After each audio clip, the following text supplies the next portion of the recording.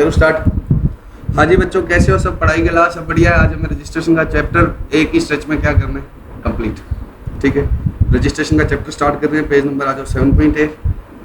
ठीक है, किसको किसको रजिस्ट्रेशन कराना होता है, सारा चैप्टर बीच बीच में तुम्हें मैंने क्या कर दिया, बोल दिया।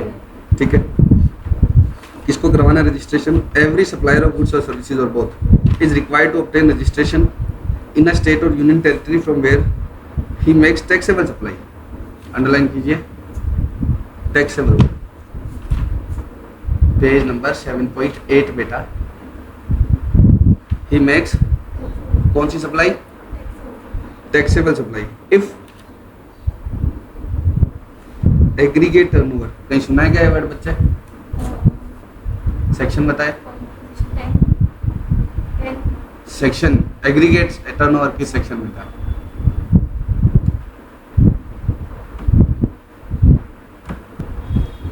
Aggregate turnover exceeds the specified threshold limit in a financial year. कितने से ज़्यादा की बताई थी बच्चों ये लिमिट मैंने आपको? 20 लाख और बीच बीच में कभी कभी 40 लाख की। आज हम डिटेल में बात करेंगे कहाँ 20 लाख है, कौन से 40 लाख। एक बार आप मान लो, एक एग्जांपल ले रहा हूँ मैं, 40 लाख है मान लो, मेरे लिए लिमिट क्या है 40 लाख। ये है राजस्थान, ये है यूपी। यहाँ मेरी 30 लाख की क्या है, टैक्सेबल सप्लाई, और यहाँ 10 लाख की क्या है, 12 लाख की क्या है, exempt supply. Registration state wise होता है। रजिस्ट्रेशन क्या होता है बच्चों? State wise. तो राजस्थान में करवाना है या यूपी में? 40 लाख से ज़्यादा हो गया थ्रेशोल्ड मेरा, रजिस्ट्रेशन करवाना है, लेकिन कहाँ पर? From where he makes taxable supply. तो मुझे किस में रजिस्ट्रेशन करवाना है? सिर्फ राजस्थान। ठीक है, अगर यूपी में 12 लाख का भी टैक्सेबल होता तब दोनों में ही करवाना पड़ता। मैं इसको थोड़ा इंटरेस्टिंग बताऊँ, आपको इलॉजिकल लगेगा। राजस्थान में 39,99,999 की क्या है, एग्जेम्प्ट सप्लाई। यूपी में 2 रुपए की टैक्सेबल सप्लाई। ये पॉसिबल नहीं है, मैं समझाने के लिए बोल रहा हूँ। रजिस्ट्रेशन कहाँ करवाना होगा? यूपी में। तो क्यों? राजस्थान में तो एग्जेम्प्ट सप्लाई है, टैक्सेबल में। राजस्थान में तो एग्जेम्प्ट है। तो रजिस्ट्रेशन करवाना किस स्टेट में है? जहाँ पर आपकी क्या हो, टैक्सेबल सप्लाई। करवाना कब है? If aggregate turnover exceeds specified threshold. Aggregate turnover पर मैं वापस से वक्त जाया नहीं करूंगा। ये मैंने आपको सारा का सारा किस में बताया था? कॉम्पोजिशन वाले। ठीक है, किस में बताया था?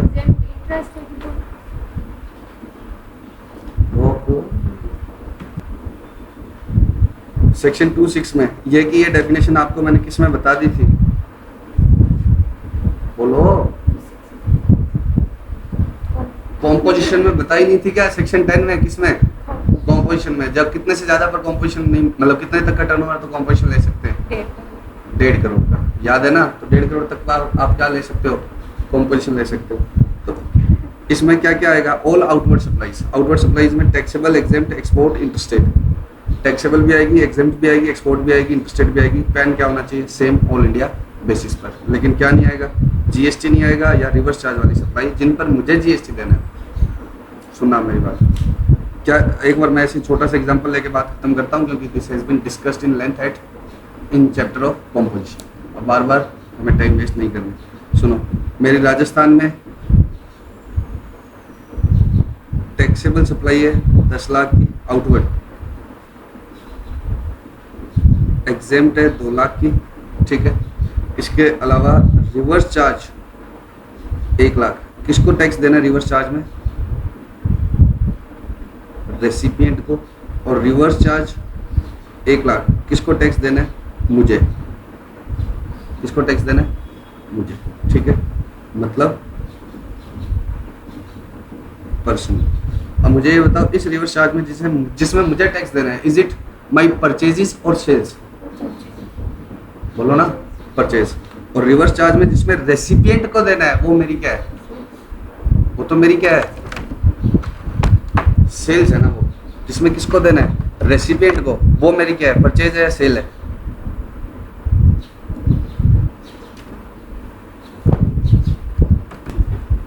रेसिपिएंट को क्या देना हो? Tax.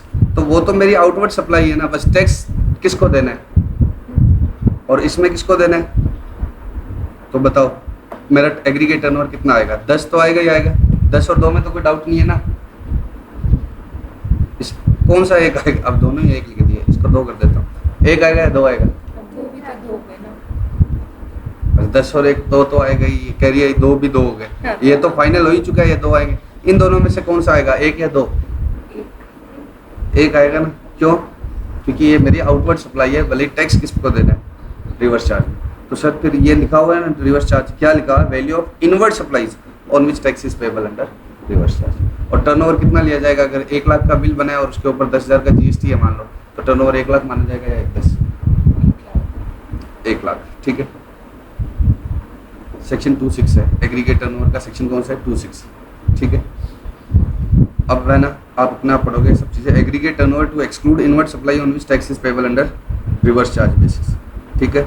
Outward supply taxable under reverse charge वाली क्या हो मानी जाएगी, continue to form part of aggregate turnover. Tractor वाला समझ गए ना। अब मेरी बात को सुनो, देखो मैं तुम्हें बताऊं, और ये कोई मतलब का तो है ये पढ़ाना, टाइम वेस्ट होएगा। तुम विश्वास कर लो, जो एग्जाम्पल मैं छुड़वा रहा हूँ ना, तुम अपना आप समझ में आ जाएगा, घर पे करना डाउट पूछो। ऐसे मैं तुम्हें पढ़ने के लिए टाइम दूंगा तो टाइम वेस्ट होगा। रिकॉर्डिंग चाहिए, कोई बात नहीं, तो बच्चे ही अपने। हाँ अब सुनो, ये क्या है बच्चों, ये इसमें कुछ नया तो था नहीं, ठीक है। बस आपको मैंने ऑलरेडी बता दिया कि रिवर्स चार्ज में क्या है, अगर परचेज किया है तो वो आपका एग्रीगेट टर्नओवर का पार्ट नहीं, ठीक है। अब aggregate turnover excludes the element of CGST, IGST and compensation cess, ये आपको ऑलरेडी बताई दिया। Aggregate turnover to include total turnover of all branches under the same PAN, ये भी बता दिया मैंने। अभी एग्जांपल लिया ना, राजस्थान का भी है और किसका है, यूपी का भी है, तो किसका लिया जाएगा। अगर दोनों का पेन सेम है, मेरा ऑफिस राजस्थान और यूपी दोनों जगह है, तो क्या होगा, सेम का, ठीक है। एग्जांपल कर लेना, एक ऑफिस हरियाणा में, दिल्ली में, दोनों का जोड़ कर लिया जाएगा, ठीक है।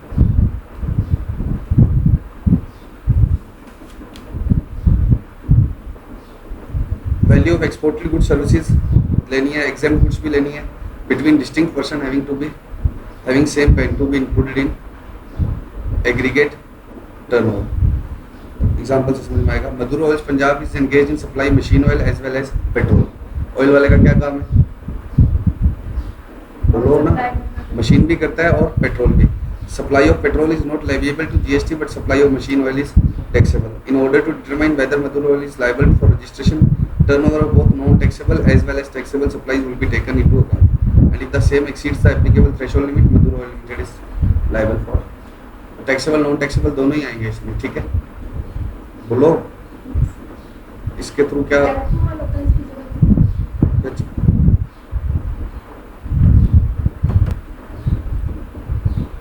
तो इसमें इसने क्या बोला है कि पेट्रोल भी आएगा और क्या आएगा, मशीन ऑयल भी आएगा, दोनों को कंसीडर करके किया जाएगा। हालांकि इस पर क्या है, अभी लोगों की दो राय अलग अलग है, कुछ लोग पेट्रोल को बिना इंक्लूड करे मानते हैं, कुछ लोग क्या, लेकिन आपको एग्जाम के पर्पज से क्या करें, क्योंकि petrol is not exempt commodity, ये क्या है, नॉन टैक्सेबल कमोडिटी है। तो कुछ लोग बोलते हैं कि नॉन टैक्सेबल तो एग्रीगेट टर्नओवर की डेफिनेशन में लिखा ही नहीं है, लेकिन कुछ लोग क्या बोलते हैं कि डेफिनेशन क्या है, इंक्लूसिव है। बट अब आप एग्जाम के लिए इसको क्या करो, इंक्लूड करो, ठीक है।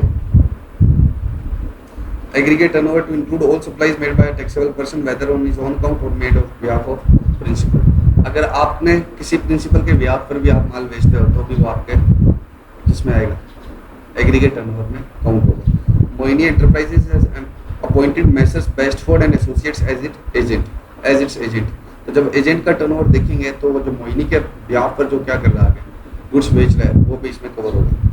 Messrs Bestford Associates make supplies of goods on his own account as well as on behalf of Moini Enterprise. All the supplies of goods made by Messrs Bestford and Associates as agent as well as on its own account will be included in aggregate. पक्का? Agent का मतलब क्या है? Bill वाली बात याद है ना? मतलब समझ गए ना एजेंट वाली बात, किस चैप्टर में करी थी हमने, सप्लाई वाले चैप्टर में, कि जीएसटी में एजेंट में कौन से लोग कवर होंगे, ठीक है। तो हर एक एजेंट नहीं है, लेकिन अगर क्या है, याद है ना किस में पढ़ी थी, शेड्यूल 1 में, सप्लाईज बिटवीन रिलेटेड डिस्टिंक्ट तो अलग पॉइंट था, उसके बाद में क्या था, एजेंट किसको दे, प्रिंसिपल को, और प्रिंसिपल किसको दे, एजेंट को। तो वहाँ हमने एजेंट के बारे में डिस्कशन किया था, तो इस तरह के एजेंट्स में भी आएगा। Aggregate turnover versus turnover in a state. Aggregate turnover कहाँ वर्ड यूज हुआ है, यहाँ पर भी हुआ है, कॉम्पोजिशन में भी हुआ है। टर्नओवर इन स्टेट वर्ड कहाँ यूज हुआ था? कॉम्पोजिशन में। टर्नओवर इन स्टेट कहाँ वर्ड यूज हुआ था? कॉम्पोजिशन में। और दोनों में ही क्या है, सेम ही बात लिखी हुई है, बस टर्नओवर इन स्टेट मतलब किसका हो जाएगा? राजस्थान का। टर्नओवर इन स्टेट में भी क्या लिख दिया? एग्जाम्प्ट और वो सब, ठीक है। टर्नओवर इन स्टेट क्यों लिखा था? क्योंकि जो कॉम्पोजिशन लेवी देनी होती थी ना 1-2%, वो किस पर होती थी? टर्नओवर इन स्टेट में होती थी, ठीक है। तो एग्रीगेट टर्नओवर से क्या पता लगेगा? आप कॉम्पोजिशन ले सकते हैं या नहीं? एग्रीगेट टर्नओवर से क्या पता लगेगा? रजिस्ट्रेशन करवाना है या नहीं? और टर्नओवर इन स्टेट सिर्फ किसके लिए वर्ड यूज है? कॉम्पोजिशन लेवी की रेट के, मतलब जिस पर लगेगी। कॉम्पोजिशन लेवी की रेट थी ना 0.5%, 2.5%, वो किस पर लगेगी? वो किस पर लगेगी? बोलो, वो किस पर लगेगी? Turnover in state. तो टर्नओवर इन स्टेट तो ऐसे लिख दिया इसने, पता नहीं क्या दौरा, इसको याद आ गया पढ़ते पढ़ते। क्या है? टर्नओवर इन स्टेट भी कहीं पढ़ाया था मैंने, तो लिख देता। इसका यहाँ कोई लेना देना नहीं। अब बच्चों, एप्लीकेबल थ्रेशोल्ड लिमिट कितनी है? 20 lakhs।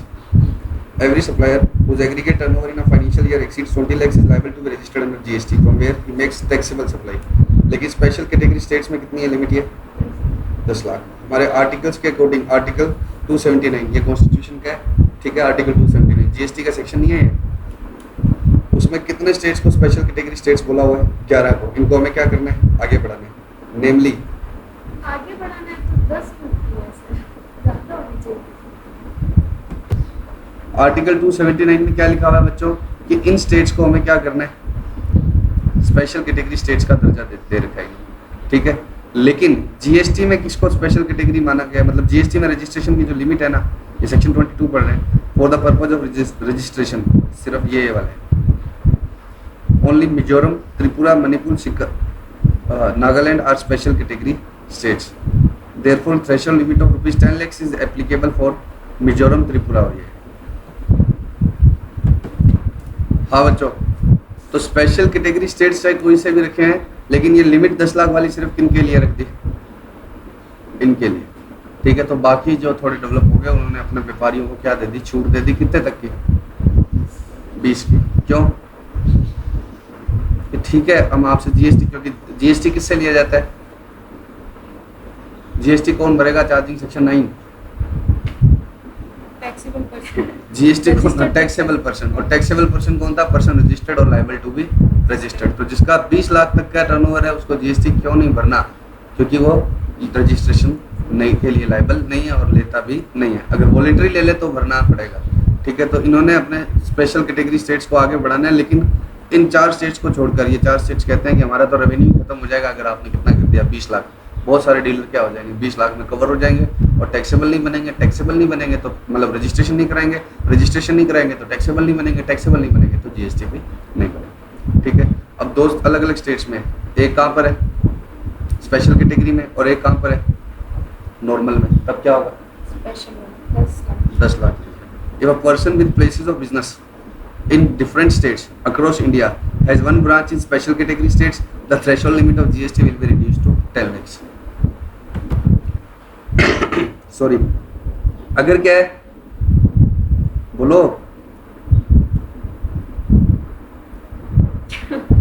दोनों अलग अलग स्टेट्स में है। एक राजस्थान में है। राजस्थान कौन सा है अपना?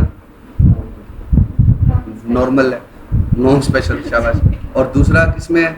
मिजोरम में है। अब देखो, बोलने से नहीं होता, आपको याद होना चाहिए मिजोरम, त्रिपुरा, मणिपुर, नागालैंड। अब एक नोटिफिकेशन डाल दी, लॉ में तो इतना ही लिखा हुआ है, लेकिन गवर्नमेंट ने एक नोटिफिकेशन डाली, अगर एक्सक्लूसिवली सप्लाई ऑफ गुड्स है, अंडरलाइन करो, इसका अंडरलाइन करा हुआ दिखेगा नहीं? क्या अंडरलाइन करो? एक्सक्लूसिवली सप्लाई ऑफ गुड्स है और एग्रीगेट टर्नओवर कितने का है? 40 से कम का है, तब रजिस्ट्रेशन से हम आपको क्या कर देते हैं? एक्सेप्ट। तो 20 हो गया, 40 हो गया इस नोटिफिकेशन के बाद। अरे बोलो, इस नोटिफिकेशन के बाद 20 हो गया कि 40? 40। लेकिन इसके हाँ जी बच्चों, एक्सक्लूसिव सप्लाई ऑफ गुड्स का मतलब क्या हुआ? कि वो सर्विस में नहीं होना चाहिए। अगर वो सर्विस में है तो उसके ऊपर लिमिट क्या लगेगी? उसकी एप्लीकेबल 20 पर, ठीक है। तो अगर एक्सक्लूसिवली किस में है? गुड्स में है, तब क्या होगा? एक्सक्लूसिवली किस में है? गुड्स में है, तब क्या होगा? 40 लाख लिमिट हो जाएगी। लेकिन ये एग्जेम्पशन का कुछ एक्सेप्शन है। क्या? जो कंपल्सरी रजिस्ट्रेशन में फॉल कर रहे हैं, कंपल्सरी रजिस्ट्रेशन आगे आएगा सेक्शन 24, ठीक है। आइसक्रीम वेदर और नॉट कंटेनिंग कोकोआ, पान मसाला एंड टबैको, इनको ये एक्स्ट्रा वाला फायदा नहीं होगा। तो इन पर कितना लगेगा, चाहे भले गुड्स में ही हो तो भी क्या होगा,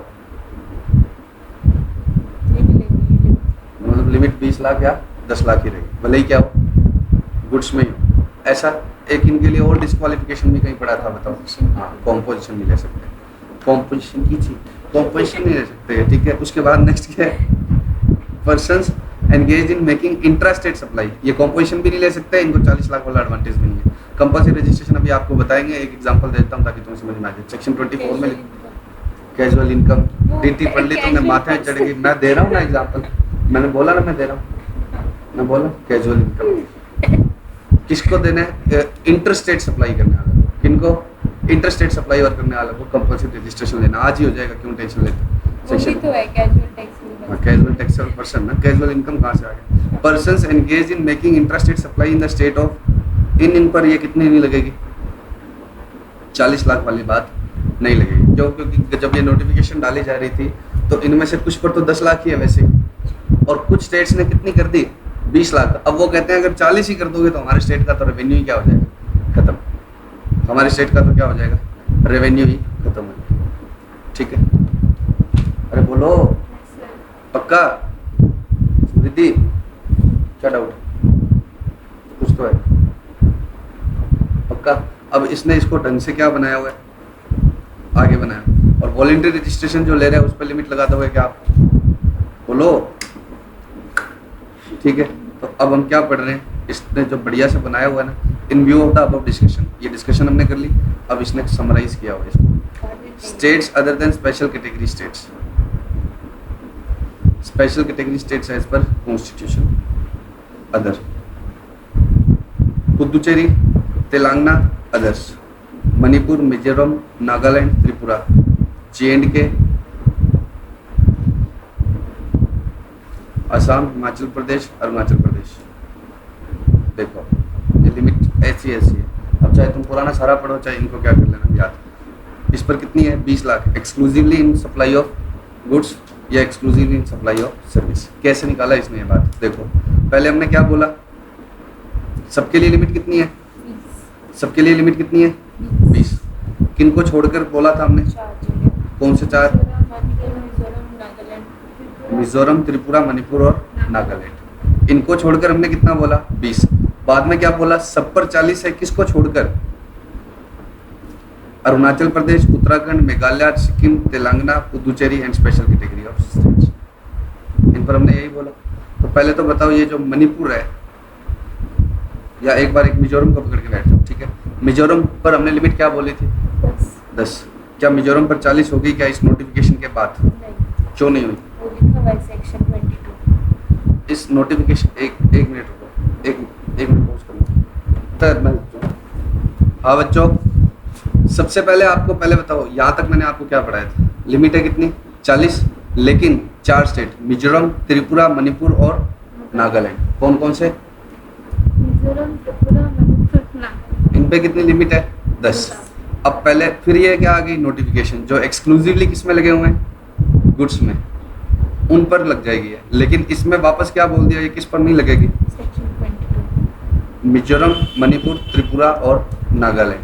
तो इनके लिए तो ये लिमिट बढ़ी ही नहीं। अरे बोलो ना, पहले यहाँ तक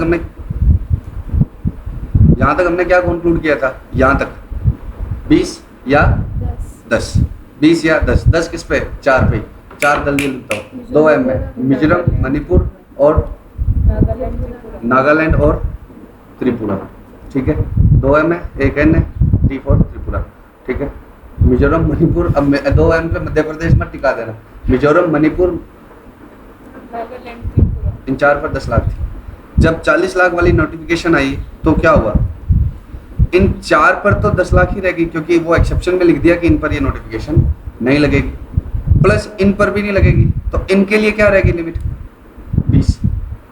इनके लिए वापस लिमिट क्या रहेगी, 20 ही रहेगी ना, अरुणाचल प्रदेश। तो मैं एक एक करके इनमें से समझा देता हूँ। पहले किसको उठा लो, अपने मिजोरम को, कहाँ पर है मिजोरम?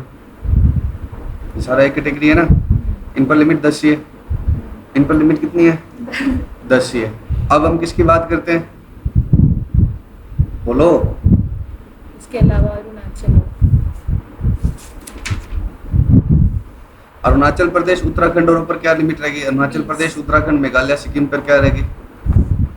20। तो अरुणाचल प्रदेश पर कितनी होगी? 20। मेघालय, सिक्किम, उत्तराखंड इन पर कितनी होगी? देखो 20। लेकिन साथ में 40 क्यों लिखी हुई है? सॉरी, इधर 20 क्यों लिखी हुई है? 20 ही रहेगी इनके लिए तो 20 ही रहेगी, इस पर नोटिफिकेशन है ही नहीं। और बाकी पर क्या रहेगी? अरे बाकियों पर, जे&के पर, असम और हिमाचल प्रदेश पर क्या रहेगी? 40 अगर एक्सक्लूसिवली गुड्स है और अदरवाइज 20। अब बताओ राजस्थान किसमें? इन्हीं के साथ ही हो गया एक तरह से। भाई ये भले ही स्पेशल है लेकिन हमने इनको स्पेशल जैसा मान ही नहीं रखा। पक्का? तो बाकी जो स्टेट्स नहीं आ रहे हैं वो किसमें है? अदर्स में। हाँ।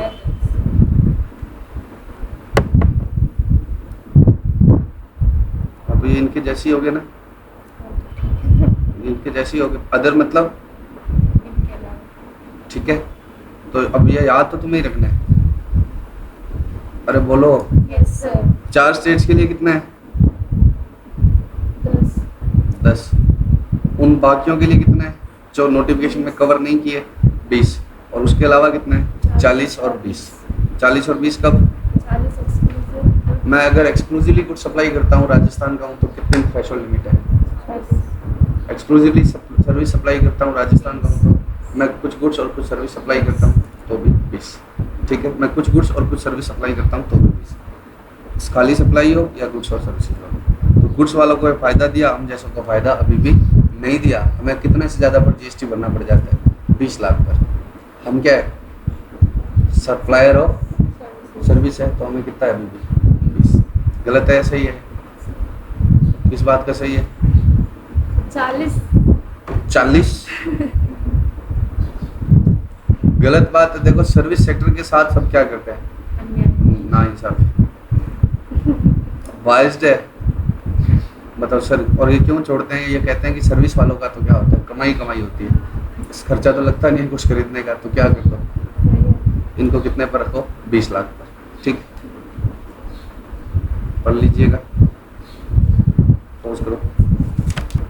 हाँ बच्चों, बीच में जितने भी एग्जाम्पल है आप अपने आप पढ़ेंगे, डाउट होगा तो मुझसे पूछेंगे। अब हम किस पर आ रहे हैं? Personal liable for registration in case of transfer of business. अगर आपने बिजनेस क्या कर दिया? ट्रांसफर, तब क्या होगा? सामने वाले को क्या लेना पड़ेगा? नया रजिस्ट्रेशन लेना पड़ेगा, because registration is pan based, pan number के बेसिस पर है। अब मान लो मैं अपना बिजनेस तुम्हें दे दूँ या किसी कंपनी का अमेलगमेशन दूसरी कंपनी में हो जाए तो सामने वाले को क्या लेना पड़ता है? नया रजिस्ट्रेशन। ठीक है, मेरा business is transferred whether on account of succession और any other reason including change in ownership of business due to death of the sole proprietor to another person as a going concern. The transferee मतलब जो आगे continue करेगा। Successor is liable to be registered with effect from such transfer और succession where the business is transferred pursuant to a scheme of amalgamation. ये तब क्या होगा? Amalgamation हो, डिमर्जर हो टू कंपनीज का pursuant to order of high court और tribunal. The transfer is to be registered with effect from the date on which registrar of companies issues a certificate of incorporation giving effect to such order. तो जब registrar इसको register करेगा तब। अब मेरा मान लो कि मैंने अपना बिजनेस इसको समृद्धि कोचर को बेच दिया, तब क्या होगा? ये कोई अमेलगमेशन जैसा केस तो है नहीं। Compulsory registration in certain cases. Section 22 क्या था? एक बार लिस्ट ऑफ सेक्शंस पर आओ, बताया ही नहीं तुमने ना 22। सेक्शन 22 क्या है? Person liable for registration. 24 क्या है? Compulsory registration. 23 क्या है? Person not liable for registration. पहले तीनों सेक्शन की बातें सुनो। 22 क्या कहता है? 20 या 40 लाख या उससे ज़्यादा है टर्नओवर तो ही क्या कराना है? रजिस्ट्रेशन। 23 क्या कहता है? इनको करवाना ही नहीं है, भले किससे ज़्यादा हो जाए, 40 से ज़्यादा हो जाए। 23 क्या है? भले किससे ज़्यादा हो जाए, 40 से, इनको करवाना ही नहीं है। और 24 क्या कहता है? इनको करवाना ही करवाना है, अगर भले ही क्या हो 1 रुपये का टर्न। पक्का? तो 22 क्या है? जनरल। 23 क्या है? इनको नहीं करवाना। 24 क्या है? इनको करवाने का। तो अभी हम पहले क्या पढ़ रहे हैं? 24।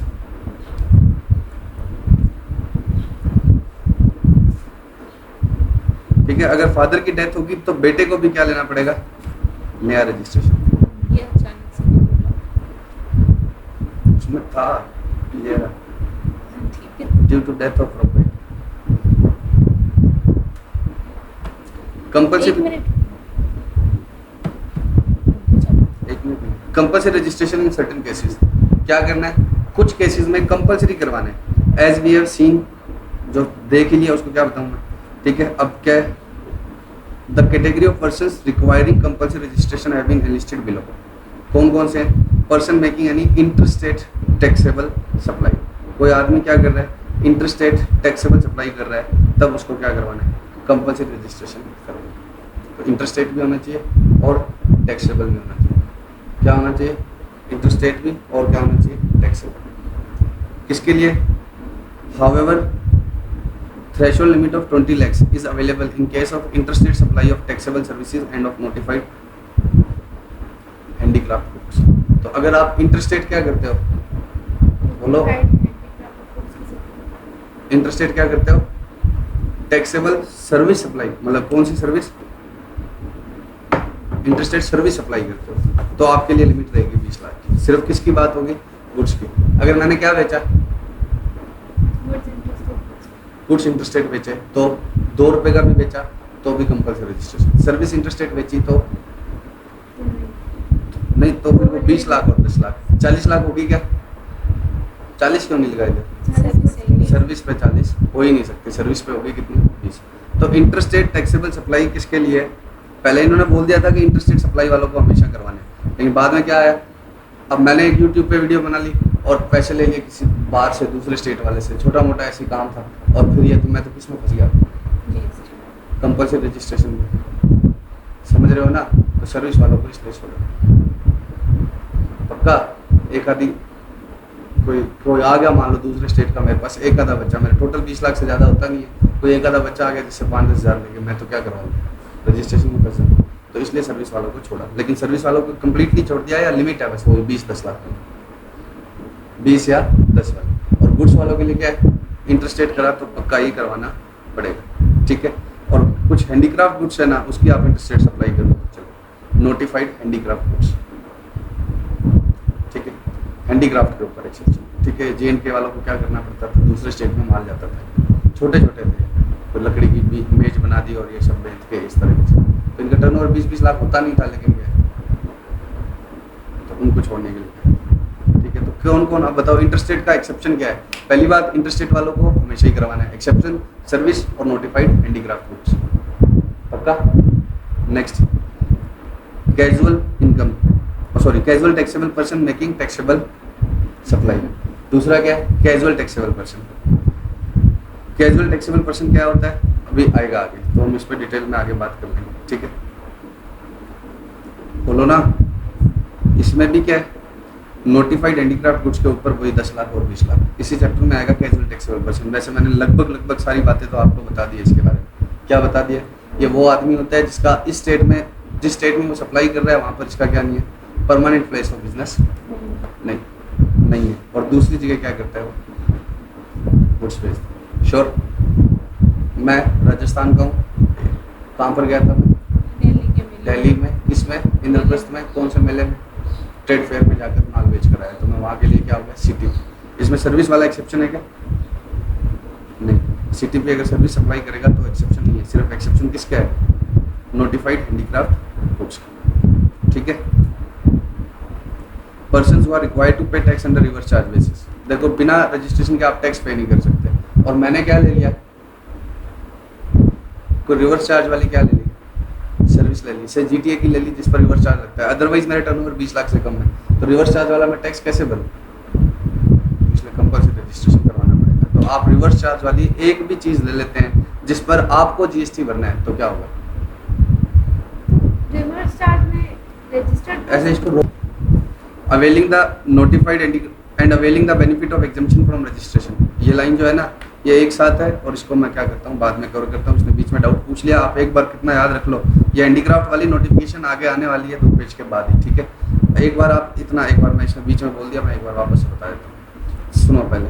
इंटरस्टेट सप्लाई करने वालों को कंपल्सरी रजिस्ट्रेशन करवाना है, ये बात सिर्फ किस में लिखी हुई है, सेक्शन 24 में, ठीक है। सर्विस वालों को नहीं कराना है या हैंडीक्राफ्ट वालों को नहीं करना है, इसकी अलग से क्या इशू करी हुई है, नोटिफिकेशन इशू की हुई है। लॉ में मना नहीं किया हुआ, गवर्नमेंट ने अलग से नोटिफिकेशन डाल के मना किया। सिमिलरली कैजुअल टैक्सेबल पर्सन को पक्का पक्का करा रखा है, लॉ में मना नहीं कर रखा, नोटिफिकेशन डाल के इनको भी हैंडीक्राफ्ट वालों को करा एग्जाम्पशन, ठीक है।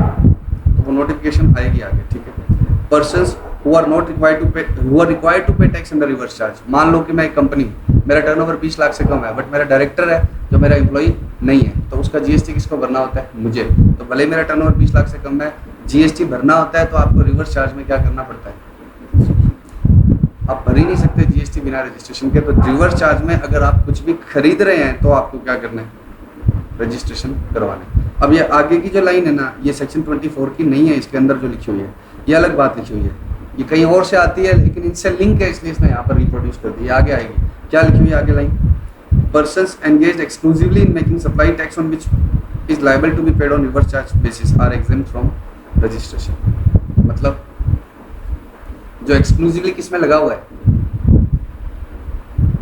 रिवर्स चार्ज वाली सप्लाई में। से मैं एक लॉयर हूँ, ठीक है, और मेरे जो भी लॉयर पर रिवर्स चार्ज लगता है, याद है आपको, लीगल सर्विसेज पर, और मेरी सारी सर्विस पर जीएसटी किसको भरना होता है, बायर्स ना, मतलब रेसिपिएंट को भरना होता है। तो मुझे रजिस्ट्रेशन की ज़रूरत नहीं है।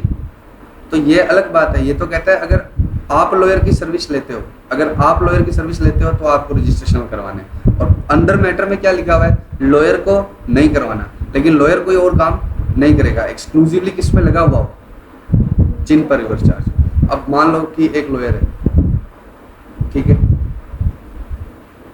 उसने क्या कर रहा, 50 लाख की ऐसी सर्विस दी जो रिवर्स चार्ज में है, और उसके पास 10 लाख की एक दुकान है जो उसने किराए पर दे दी। तो ये दुकान क्या हो गई, रिवर्स चार्ज वाली नहीं रही, तो इसको क्या करवाना पड़ेगा, रजिस्ट्रेशन करवाना पड़ेगा। एक्सक्लूसिवली किस में होना चाहिए उसको, बोलो, रिवर्स चार्ज, ठीक है। तो किन को करवाना है, जो रिवर्स चार्ज वालों से परचेज करेंगे, रिवर्स चार्ज जिनकी इनवर्ट सप्लाई है, और किन को नहीं करवाना है, जिनकी रिवर्स चार्ज की एक्सक्लूसिवली आउटवर्ड सप्लाई है, ठीक है। एनआरटीपी को भी हमेशा ही कराना है, आगे आएगा non resident taxable person. CTP और एनआरटीपी, सीटीपी दूसरे स्टेट का मेरे स्टेट में, एनआरटीपी दूसरे देश का मेरे देश में, ठीक है, उनको भी कंपलसरी करवाना है। अब ये जो ई कॉमर्स और सेक्शन 51, ये आपके क्या नहीं है, इनपुट सर्विस डिस्ट्रीब्यूटर, OIDAR, ये चारों ही आपके क्या नहीं है, कोर्स में नहीं, ठीक है। लेकिन आप नाम जरूर याद रखेंगे, क्योंकि MCQs में आ जाए तो आप इसको हटाओगे नहीं, ठीक है। MCQs में आ जाए तो पहले बताओ, इनपुट सर्विस डिस्ट्रीब्यूटर मैंने आपको बता दिया क्या होता है, बताया था तुम्हें तो 2 बार वो वाला एडवर्टाइजमेंट मेन एजेंसी लेती है, पर हेडक्वार्टर्स लिखी हो, हेडक्वार्टर में क्या आ गई, सर्विस आ गई में। अब वो अपने ऑफिस में क्या करेगा, बेचेगा। मैं तुम्हें अमिताभ बच्चन का एग्जांपल दिया था कि अमिताभ बच्चन ऐड करता है किसकी, बीका जी की। अमित जी लव्स बीका जी, और बीका जी की सेल हो रही है यहाँ पर इंडियन ऑफिस में, और ये तो हेडक्वार्टर से पेमेंट लेगा, तो क्रेडिट कहाँ पर आ गया, हेडक्वार्टर में।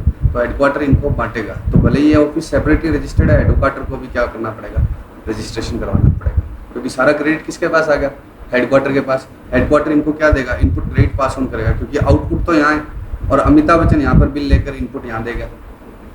बोलो, इनपुट कैसे डिस्ट्रीब्यूट, तुम रोक दिया करो जब बोलो पहले, ठीक है। तो इनपुट सर्विस डिस्ट्रीब्यूटर कौन हो गया, जिसके पास क्रेडिट आ जाता है लेकिन सेल नहीं होती। ज़्यादा बिजनेस ऐसे चलते हैं, हेडक्वार्टर में क्या आ जाता है, सॉफ्टवेयर की सर्विस का बिल किस में आ गया, हेडक्वार्टर में। अमिताभ बच्चन का किस में आ गया, हेडक्वार्टर में। एडवर्टीजमेंट दी टीवी में, उसका बिल कहाँ आ गया, हेडक्वार्टर में। और सेल कहाँ पर है, ब्रांच ऑफिस में। तो वहाँ पर क्या करते हैं, क्रेडिट डिस्ट्रीब्यूट करते हैं। तो भले ही अलग अदरवाइज वो रजिस्टर्ड है, लेकिन इनपुट सर्विस डिस्ट्रीब्यूटर को अलग से, मान लो कि ये हेड ऑफ क्वार्टर है और ये ब्रांचेज है, ये भले ही रजिस्टर्ड हो अलग से, इसको अलग से कराना पड़ेगा। Every person supplying online information and data base access और retrieval services from a place outside India to a person in India other than a registered person. ये मैंने आपको रिटर्न वाले चैप्टर में इसका मतलब समझा दिया था। ऐसे समझ लो नेटफ्लिक्स वगैरह है, वो क्या है, ऑनलाइन इन्फॉर्मेशन देते हैं और डेटा एक्सेस देते हैं, ठीक है। और हम यहाँ पर उनकी इन्फॉर्मेशन क्या करते हैं, रिट्रीव, ठीक है, सर्विस प्रोवाइड करते हैं। तो उनको भी कंपलसरी क्या करना है, रजिस्ट्रेशन, क्योंकि from a place outside ID आया पक्का। Persons who are required to pay tax under reverse charge under section 9(5). अब 9(5) क्या है मैं आपको बताऊंगा, 9(5) क्या है मैं आपको बताऊंगा, अब बताऊंगा, ठीक है। उसके बाद 11वां नोटिफाई करेंगे तब हम देखेंगे, ठीक है। पहले हम क्या करते हैं 9(5). ये इको तो खत्म थोड़ी कर दिया मैंने, इको नहीं बोलते इसको, ईसीओ बोलते हैं। इको बोलोगे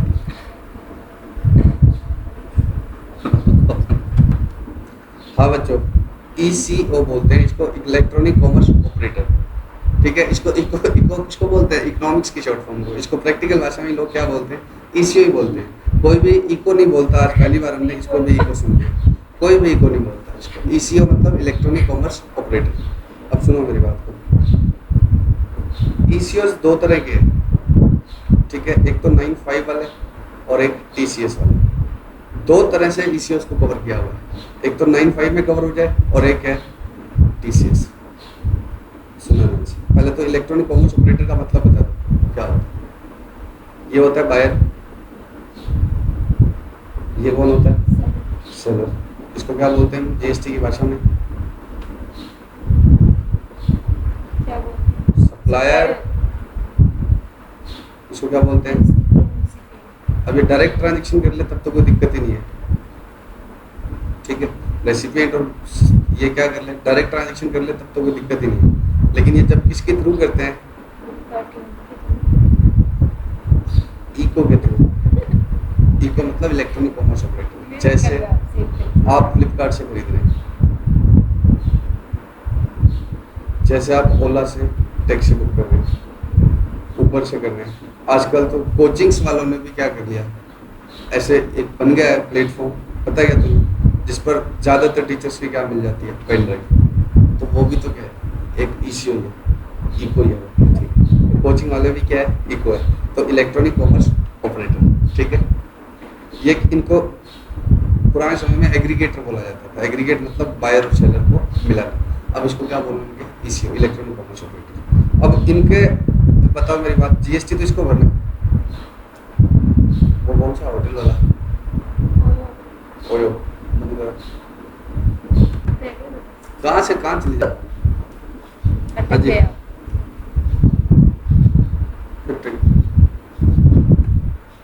साथ हो गया। चलो सुनो, बायर और सेलर। बायर ने क्या किया, इको के थ्रू ऑर्डर दिया, ठीक है। तब पैसा पहले किसके थ्रू आता है, ईसीओ के पास आता है। तो अब इनको मैं तुम्हें बता देता हूँ, ये याद मत करो। ये तो आपने बताया। बोलो तो कुछ केसेस में तो सारा का सारा जीएसटी किससे लिया गया, कुछ केसेस में तो सारा जीएसटी किससे लिया गया, चलो लो ठीक है, आवाज़ तो आती है ना। कुछ केसेस में सारा का सारा जीएसटी कुछ केसेस में सारा का सारा जीएसटी किससे लिया जाता है, इलेक्ट्रॉनिक कॉमर्स ऑपरेटर से। और कुछ केसेस में इनसे क्या करना, कलेक्ट करवाया जाता है, टीसीएस। कुछ केसेस में इनसे क्या कलेक्ट करवाया जाता है, टीसीएस। पक्का बोलो। और वो कुछ केसेस जहाँ पर इनसे लिया जाता है वो क्या है, 2 मिनट चलना है, फिर क्या, होटल और टैक्सी मतलब ओला उबर वाले, और तीसरा क्या है, कारपेंटर वगैरह। इन तीन को क्या किया हुआ है, नोटिफाई अंडर सेक्शन 9(5). सेक्शन 9(5) मैंने तुम्हें किसमें नहीं बताया हुआ, चार्ज वाला चैप्टर में बताया नहीं। तो उसमें लिखा हुआ है कि स्पेसिफाइड सर्विस वाले अगर ईसीओ के थ्रू सर्विस प्रोवाइड करेंगे तो जीएसटी कौन देगा, ईसीओ। स्पेसिफाइड सर्विस क्या है वो मैंने ऐसे तुम्हारे जनरल नॉलेज के लिए बता दी, इसमें ऐसा लिखा नहीं, ठीक है। स्पेसिफाइड सर्विस वाले अगर किसके थ्रू सर्विस देंगे तो गुड्स पर नहीं लगेगा कभी भी। तो इसमें से फ्लिपकार्ट, ओला और उबर, किस तो फ्लिपकार्ट और सॉरी ओला 2 बार, फ्लिपकार्ट, अमेजोन जैसे कवर नहीं हुए किसके अंदर, 9(5) में। 9(5) निकालना एक बार,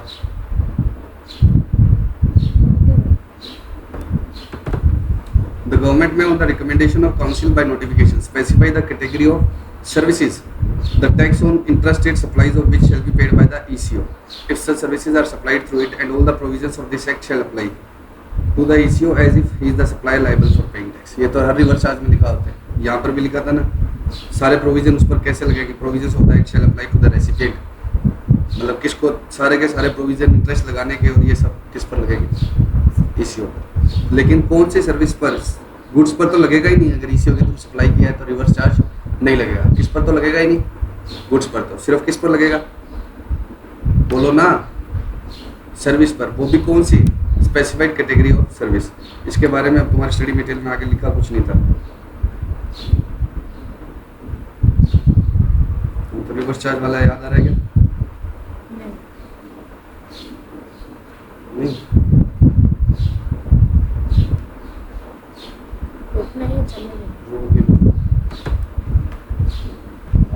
टैक्स पेबल बाय ईसीओ और notified services. Electronic commerce operator is any person who owns platform manages. ये ईसीओ की डेफिनेशन कभी भी नहीं आएगी। जिसके पास क्या होता है, एक इलेक्ट्रॉनिक प्लेटफॉर्म होता है, जैसे ओला, उबर, फ्लिपकार्ट, अमेजोन, ये सब। ये बता रहे हैं कि ये ईसीओ ये सब है, ठीक है। ईसीओ का मतलब क्या होता है? गवर्नमेंट में on the recommendation of GST council notify the specified category of services. Government क्या बता सकती है? सर्विस बता सकती है जिस पर क्या होगा, बोलो, ईसीओ जीएसटी देगा, ठीक है। अब इसमें क्या लिखा है? For instance service by transportation of passengers by radio, taxi, motor cab. ये तीन है अभी इसमें, ठीक है। कौन कौन सी है? एक तो ये वाली होगी ओला उबर वाली, जिसको मैंने ओला उबर बोल दिया। इसमें क्या बोला है? ओला उबर थोड़ी नाम लेके थोड़ी बताएंगे कंपनीज के। क्या लिखा है? Transportation passengers by motor cab, taxi cab, motorcycle etcetera, ठीक है। और दूसरी कौन सी है? होटल वाली। हर केस में नहीं है होटल वाली, लेकिन है। उसका मेन पर्पस क्या था? इसको 3 नोटिफिकेशन। इसका पर्पस क्या था? पर कवर किसको करना था? ओला उबर को। उसमें किसको पकड़ना था? ओयो होटल को। किसको पकड़ना था? अग्रवाल साहब को, ओयो होटल, ठीक है। तो होटल वाला उसमें बताया। और तीसरा क्या था? जैसे अभी अपने यहाँ बीकानेर में नहीं चलता है, बड़े शहरों में क्या होता है? कारपेंटर, प्लम्बर, ये सब सर्विसेज क्या होते हैं? रजिस्टर करवा दो। आप मान लो तुम कारपेंटर है, ठीक है, ये प्लम्बर है, तो ये वहाँ जैसे ओला वाला ड्राइवर रजिस्टर करवाते हैं, वैसे ये करवा लेगी। और मुझे प्लम्बर चाहिए तो क्या होगा? मैं उस पर पेमेंट कर दूंगा और ये मेरे घर पर आकर काम हो जाएगा। यहाँ क्या है? अभी इतना बड़ा शहर है नहीं, तो इतना है नहीं, ठीक है। लेकिन ये चीज़ें आएगी धीरे धीरे यहाँ पर, ठीक है। तो आपको घर बैठे जैसे खाना आता है वैसे प्लम्बर आएगा, ठीक है। तो वो अर्बन लैडर नाम सुना गया तुमने? अर्बन लैडर ये क्या? Urban क्लैब, sorry, urban ladder. ये तो अर्बन उसका है। अर्बन क्लैब वालों का क्या है, बोलो? ऐसे कई सारे ऐसी साइट्स है जो ये सब करती है, तो उनको कवर किया हुआ है। अब आपके नहीं लिखा हुआ है वो सब, तो इसलिए मैंने 9.5 पढ़ाया ही नहीं था, ठीक है। तो इस तरह के ये ईसीओ तो किस में कवर होंगे? 9.5 में, जिनको जीएसटी खुद ही भरना है। क्यों? क्योंकि मान लो कि ये टैक्सी वाला है और ये कौन है? पैसेंजर्स है। और बुकिंग किसके थ्रू हुई है? ओला वाले के थ्रू। तो क्या होगा? ओला वाले के थ्रू हुई है, तो ओला वाले को क्या करना है? जीएसटी। और दूसरे टाइप के ईसीओ कौन से हैं? जैसे गुड्स बेचते हैं, वो तो है ही नहीं 9.5 में। 9.5 में तो सर्विस वाले हैं, और वो भी सारे नहीं। सिर्फ कौन सी सर्विस वाले? नोटिफाइड सर्विस वाले। वो भी सारे नहीं, सिर्फ कौन से वाले? नोटिफाइड सर्विस वाले। अब सुनो बच्चों ध्यान से प्लीज, फटाफट से सुनो। तो उसके अलावा जो बाकी ईसीओ है उनको क्या करना होता है? टीसीएस काटना होता है 9.5 के अलावा वालों को। फॉर एग्जाम्पल फ्लिपकार्ट है, ये ट्रेडर है और ये कौन है? बायर है। तो बायर इसको रुपए पहुंचाता है ना, तो ये इसको पूरा जीएसटी ये नहीं देगा, ये इसको ही देगा सारे रुपए। सिर्फ 1% काट के रख लेगा। 1% क्या कर देगा? रख लेगा, ताकि ये ट्रैकिंग में आ जाए।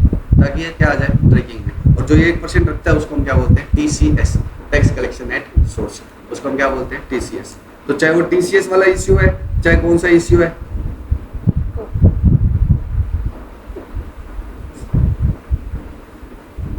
हाथ खुजला रही है। 9.5 वाला क्या है? बोलो ना। 9.5 में जो इश्यू कवर्ड है वो तो क्या है? इस पॉइंट की वजह से, ठीक है। इसमें कौन कौन से हो गए? होटल और टैक्सी वाले। और जो बाकी इश्यू है उनको क्या रखना होता है? टीसीएस, फ्लिपकार्ट वाले, वो इस पॉइंट में कवर्ड है, ठीक है। अब person who supply good services other than supply 9.5 वाले, ये कौन से लोग हो गए? जो सप्लाई कर रहे हैं। देखो एक बात सुनो, पहले मैं बता दूं फिर ये लाइन पढ़ूंगा। ये फ्लिपकार्ट के थ्रू ये डीलर क्या कर रहा है? सप्लाई कर रहा है, तो इसको भी रजिस्ट्रेशन करना है। 9.3 वाला कौन सा हो गया? सॉरी 9.5 वाला तो समझ में आ गया। अब मैं इस फ्लिपकार्ट के थ्रू क्या बेचता हूँ? गुड्स बेचता हूँ, और मैं ये डीलर हूँ, ठीक है। तो ये डीलर को करना है, किस वजह से? एवरी ईसीओ सॉरी इस फ्लिपकार्ट को करना है मुझे रिक्वायर्ड टू कलेक्ट सोर्स। आप बायर हो, तो आपका रुपया यहाँ पहुँचता है, ये इसमें से क्या रख लेता है? 1% टीसीएस रख के आगे इसको दे देता है। सारा जीएसटी ये नहीं भरता, 1% टीसीएस ये पहुँचा देता है सरकार के पास, उस 1% का इसको क्रेडिट मिल जाएगा। तो इसको क्रेडिट लेना है तो इसको भी तो क्या करवाना पड़ेगा, रजिस्ट्रेशन। तो person who supply goods and services other than 95 वाले थ्रू ईसीओ, ठीक है, थ्रू ईसीओ। तो इसको भी करवाना पड़ेगा, इसको भी क्या करना पड़ेगा, करवाना पड़ेगा। अब समझो मेरी बात को, दो तरह के ईसीओ हो गए। पहले टाइप का ईसीओ तो कौन सा हो गया, जो खुद ही सारा जीएसटी पे कर देता है, कौन सा वाला, 95 वाला। ये ड्राइवर है, ये इसको कोई रजिस्ट्रेशन नहीं करवाना, भले ये ईसीओ की थ्रू सर्विस सप्लाई करे। और दूसरा ईसीओ कौन सा हो गया, जहाँ पर ईसीओ क्या नहीं करेगा, जीएसटी नहीं भरेगा, ईसीओ सिर्फ क्या करेगा, टीसीएस कलेक्ट करके पहुंचवाएगा। तब इस ट्रेडर को भी करवाने, तब इस ट्रेडर को भी करवाने, ठीक है। लेकिन इस बार एक छूट दे देगी नोटिफिकेशन डालकर कि कौन से ईसीओ छोड़ दिया गया, स्मॉल ईसीओ 10 लाख और 20 लाख, कौन से छोड़ दिया गया, 10 लाख और 20 लाख, ठीक है। लेकिन ईसीओ नहीं, सॉरी ईसीओ नहीं, कौन से, ट्रेडर। जैसे हमारा ये एक निखिल खत्री है, ये फ्लिपकार्ट पे क्या बेचता है, बैग बेचता है, ठीक है। फ्लिपकार्ट पर क्या बेचता है, बैग। तो इसका टर्नओवर 20 लाख से क्या है, कम है, तो क्या होगा, उसका टर्नओवर देखेंगे अलग, या फिर पूरा ही देखेंगे। लेकिन खत्री का टर्नओवर 20 लाख से कम है, तो अच्छा। क्या होगा, उसको जीएसटी में रजिस्ट्रेशन नहीं करवाना। लेकिन ये करवाएगा अगर उसको 1% वाला जो कट गया उसका क्रेडिट लेना है, नहीं तो वो 1% मर जाएगा, पक्का। तो आपकी इच्छा पर है, लेकिन आपको 1% वाला क्रेडिट खोना पड़ेगा अगर आप रजिस्ट्रेशन नहीं कर रहे। वापस एक बात है, तो मैं फालतू में पढ़ा रहा हूँ क्योंकि ये नहीं है, ये देखो साफ साफ लिखा हुआ है, तुम मानते नहीं। सेक्शन 51 ये तो टीडीएस वाला है, टीसीएस वाला कौन सा है, सेक्शन 52 और ईसीओ, ये सब कौन से किस में है, सीए फाइनल में। ऐसे फालतू में कर रहे हैं, समझ में आ गया ना तुम्हें, ठीक है। मैं नाम याद रखना बस, ठीक है, जितना लिखा हुआ उतना तो याद रखना है, प्रोसेस सारी, मतलब 1% काटना होता है वो। तो 95 वाले ईसीओ को हमेशा ही क्या करवाने, रजिस्ट्रेशन। और 95 वाले ईसीओ के थ्रू जो सर्विस सप्लाई करवा रहे हैं उनको नहीं करवाना। अदर देन 95 वालों को, ईसीओ को हमेशा रजिस्ट्रेशन करवाना है। उनके थ्रू जो ट्रेडर है उनको करवाना है, लेकिन एक एग्जम्पशन डाल दी नोटिफिकेशन के थ्रू, 10 लाख और 20 लाख है अगर उनका टर्नओवर तो रहने देंगे। लेकिन वो सिर्फ किसके लिए, सर्विस वाले, ठीक है, सिर्फ किसके लिए, सर्विस वाले। और जिसको टीडीएस काटना है, टीडीएस सिर्फ गवर्नमेंट कॉन्ट्रैक्ट पर गवर्नमेंट काटती है, तो गवर्नमेंट जिन कॉन्ट्रैक्ट पर टीडीएस के लिए लायबल है उनको क्या करना, रजिस्ट्रेशन। इतना याद रखना। आप एजेंट हो ना, किसी और के बिहाफ पर कर रहे हो, तब आपको पक्का ही काटना, तब आपको पक्का ही रजिस्ट्रेशन करवाना है। Person who make taxable supply of goods और services both on behalf of taxable person whether as an agent और अदरवाइज, जो किसी दूसरे के बिहाफ पर क्या कर रहे हैं, गुड्स और सर्विसेज सप्लाई कर रहे हैं, उसको पक्का ही करवाना है। बट वो दूसरा पर्सन खुद क्या होना चाहिए, टैक्सेबल होना चाहिए, पक्का। 9th हो गया, 10th हो गया, 11th हो गया। तो किन किन को फटाफट से बताओ पक्का पक्का करवाना है। जो उस समय मैं एक एग्जांपल दे रहा था ना, इंटरस्टेट सप्लाई वाला, बीच में कैजुअल बोला, मैंने कहा था आ जाएगा, एक और शांति रखनी। तो इंटरस्टेट सप्लाई वालों को हमेशा ही करवाना है। किनको एग्जेम्पशन दे दी, सर्विस वालों को 20 लाख तक, ठीक है। उसके बाद में कैजुअल टैक्सेबल पर्सन को हमेशा ही करवाना है। किनको एग्जेम्पशन दे दी, इधर भी हैंडीक्राफ्ट को और इधर भी हैंडीक्राफ्ट को, पहले में भी और दूसरे में भी, दोनों में किसका एक्सेप्शन है, हैंडीक्राफ्ट। तीसरा क्या हो गया, जिनको रिवर्स चार्ज में टैक्स भरना है, मतलब जिनकी इनवर्ड सप्लाई है रिवर्स चार्ज में। चौथा क्या हो गया,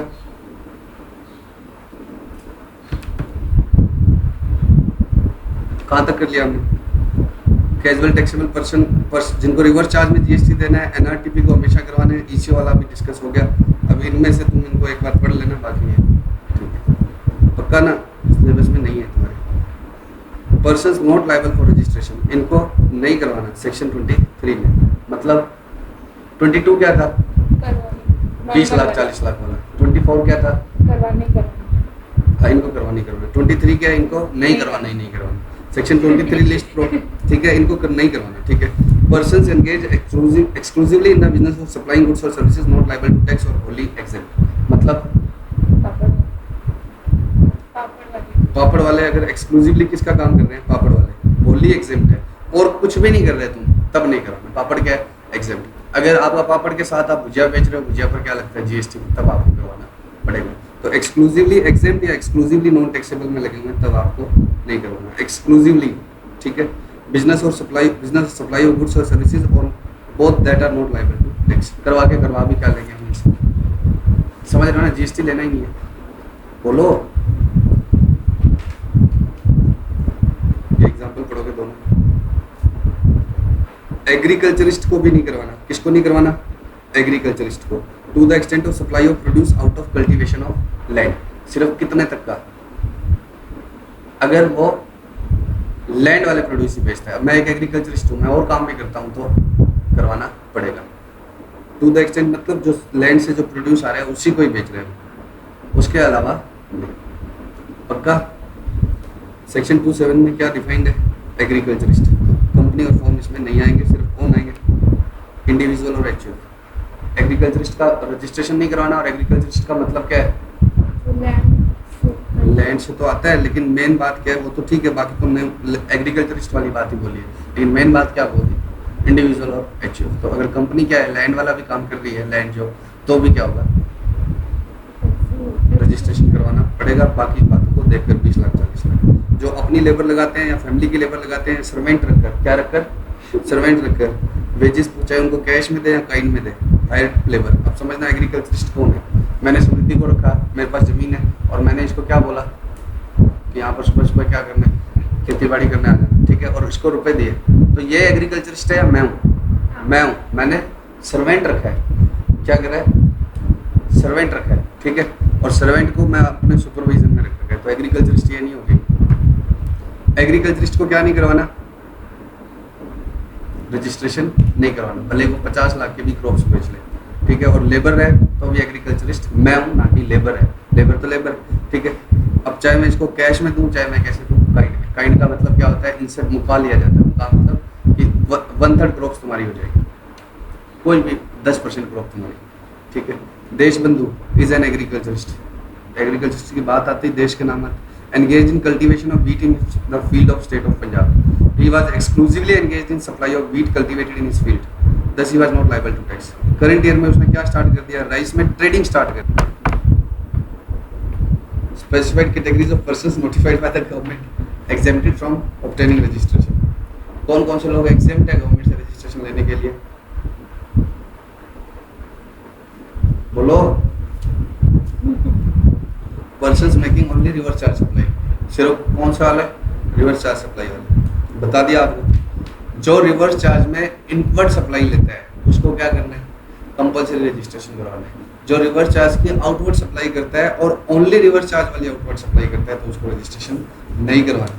मैंने तुम्हें बोला था ये बात उस सेक्शन में नहीं लिखी हुई है, बात किस में लिखी हुई है? नोटिफिकेशन में लिखी हुई है। ये बात किस में लिखी हुई है?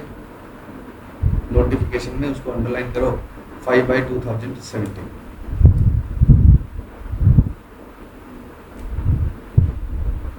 तो अगर मैं आपसे पूछूं कि रिवर्स चार्ज में इनवर्ट सप्लाई लेने वाले को कंपल्सरी रजिस्ट्रेशन करवाना है एज पर सेक्शन, और 3 जो सेक्शन होते हैं, 22 जनरल, 23 नहीं करवाना ही नहीं करवाना, 24 करवाना ही करवाना। तो ये कौन सा है? 24। ये कौन सा है? तो अगर मैं पूछूं कि रिवर्स चार्ज में इनवर्ट सप्लाई लेने वाले को रजिस्ट्रेशन करवाना ही करवाना है एज पर सेक्शन 24, और मैं बोलूँ कि जिसने जो रिवर्स चार्ज में केवल आउटवर्ड सप्लाई देता है, वो लिखी वहाँ हुई थी, लेकिन वास्तव में रिवर्स चार्ज में केवल आउटवर्ड सप्लाई देने वाले को कहीं पर मना नहीं किया हुआ लॉ में, उसको तो नोटिफिकेशन डाल के अलग से छोड़ा हुआ है कि ओनली रिवर्स चार्ज वाली आउटवर्ड सप्लाई करते हो तो इस नोटिफिकेशन में मना किया हुआ है। एग्जाम्पल आप अपने आप पढ़ेंगे, ठीक है। Persons making interstate supply of taxable services up to 20 lakh, बता चुका हूँ मैं। ये वहां पर बताया मैंने आपको, लेकिन असल में क्या था? 24 ये 24 में सिर्फ यही बात लिखी हुई है। सेक्शन 24 में क्या लिखी हुई है? यही बात। Person making interstate taxable supply को क्या करना है? रजिस्ट्रेशन करवाना है। सर्विस वालों को नहीं करवाना, 10 लाख 20 लाख वाली लिमिट लगेगी। वो किस में लिखी हुई है? इस वाली नोटिफिकेशन में, person making interstate supply of taxable, notification number 10/17। तो वो पढ़ा मैंने आपको वहाँ दिया है। अब ये नोटिफिकेशन नंबर याद करना, 5-10 है। 5 किसकी? रिवर्स चार्ज वालों की, 10 किसकी? सर्विस वालों, ठीक है। और सर्विस वालों को इंटरस्टेट सप्लाई करने पर रजिस्ट्रेशन करवाना है क्या? अगर एक्सक्लूसिवली सर्विस वाले हैं तो वो 10-20 लाख वाली लिमिट लगेगी। उसके बाद अब ये नोटिफाइड हैंडीक्राफ्ट वाली सी नोटिफिकेशन, इसको मैं एक बार छोड़ मैं आपको करवा दूंगा बाद में। ये अननेसेसरी बहुत बड़ी नोटिफिकेशन डाली हुई है। और क्या है? सिर्फ किसके काम की है? हैंडीक्राफ्ट वालों की। सिर्फ और सिर्फ किनके काम की है? हैंडीक्राफ्ट वालों की, और किसी भी आदमी के काम की नहीं है। तो तो इसको मैं करवा दूंगा फटाफट से, लेकिन एक बार छोड़ दो क्योंकि हम वो कॉमन टॉपिक्स करें जो एग्जाम्स में आते हैं। Procedure for registration 22 no general section, 22 क्या है जनरल या normal section, 23 not liable to registration, 24 क्या है यस लायबल टू रजिस्ट्रेशन, 22 क्या है जनरल 20 लाख या 40 लाख, 23 इनको नहीं करवाना, इसमें दो तीन ही है, कौन एक्सक्लूसिवली एग्जेम्प्ट एग्रीकल्चरिस्ट, और 24 इसमें बहुत सारी लिस्ट थी वो 10-11, और उसके अलावा कुछ नोटिफिकेशन हो रहे हैं, जैसे रिवर्स चार्ज वाले में सिर्फ जो अपनी एक्सक्लूसिवली रिवर्स चार्ज वाली सप्लाई देता है उसको नहीं करवाना, किसमें लिखा हुआ है नोटिफिकेशन में, सेक्शंस में नहीं है। उसके अलावा इंटरस्टेट सप्लाई वालों, इंटरस्टेट सप्लाई को एक बार तो लिखा करवाना ही करवाना है 24 में, लेकिन नोटिफिकेशन में क्या लिखा, हैंडीक्राफ्ट की भी नोटिफिकेशन है, और नॉर्मल जो है कि सर्विस वाले 20 लाख या तक या 5 लाख 20 लाख या 10 लाख तक की सर्विस सप्लाई कर सकते हैं बिना रजिस्ट्रेशन, ठीक है। फिर प्रोसीजर फॉर रजिस्ट्रेशन, अब ये यहाँ से आपका क्या है, इतना जनरल सा है कि आपको बस पढ़ते जाना है, समझने का कुछ भी नहीं। प्रोसीजर फॉर रजिस्ट्रेशन का सेक्शन कौन सा है 25, ठीक है। इसमें सबसे पहले person who is liable to be registered, person who is liable to be registered under section 22 और 24, और कैजुअल टैक्सेबल पर्सन और नॉन रेजिडेंट। तो कैजुअल और नॉन रेजिडेंट का तो क्या है बच्चे अलग, कब करवाना है 5 दिन पहले, और उनको कितने दिनों में करवाना है 30 डेज, ऑलरेडी बता चुका हूँ मैं आपको। देखो इस चैप्टर के बिना दूसरे चैप्टर होते नहीं हमारे, वो कैसे कि क्योंकि मैंने सारे बता दिए तुम्हें कि 30 दिन के अंदर अंदर अप्लाई कर दे तो रजिस्ट्रेशन कब से मिलता है, बैक डेट से, याद है ना वो रिलेटेड डिस्टिंक्ट पर्सन सब यहाँ पर आएंगे बस। अब ये इसमें क्या है जो आपको बताना है कि मैं बता चुका हूँ, बताओ कितने दिनों में रजिस्ट्रेशन करवाना है, कब से